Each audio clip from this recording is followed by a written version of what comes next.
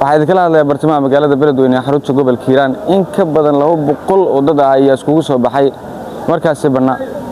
halkan oo idin kala hadlaya waa bartamaha magaalada Beledweyne ee xarunta gobolka Hiiraan dadka reer Beledweyne saakay waxa ay markaasi u soo dareereen in markaasi dareenkooda iyo sidoo kale sida ay ugu xun yihiin markaasi dabcan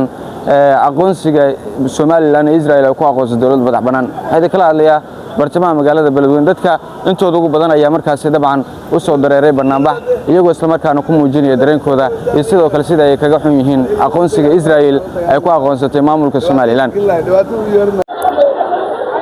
annaka waxaan nahay dad muslimiina oo diinteena Maxamed ku dhalatay kuna dhaqantaana niman aan ku tabayno intaasoo kun oo bilyan oo muslimiin aan ku tabayno oo muslimiintayni laayay annaka inay wadankayni ay yiraahiin waxaan ku leenahay ama waxaan dadan aan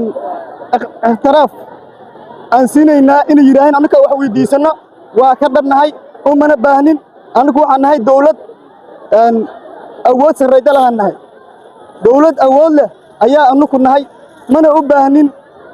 shashaaye uma baahnin shashaaye dawladda annagana soo fargashatayna waxaan leenahay inay faraha naga qaado oo midnimadayna iyo dawladnimadayna annaga kaliya aan waxa watay aan isku horkacno muslimiinta annaka naga mid ah oo sida Soomaaliland oo kale tan wax ka codsanayaa dawladda dadkeedii iyo dawladnimadeedii iyo muslimnimadeedii ha u soo noqoto intaas aan leeyahay war badan ma rabo waa maanta waa shaciirsanahay waa xanaaqsanahay Soomaaliland waxaan ka codsanayaa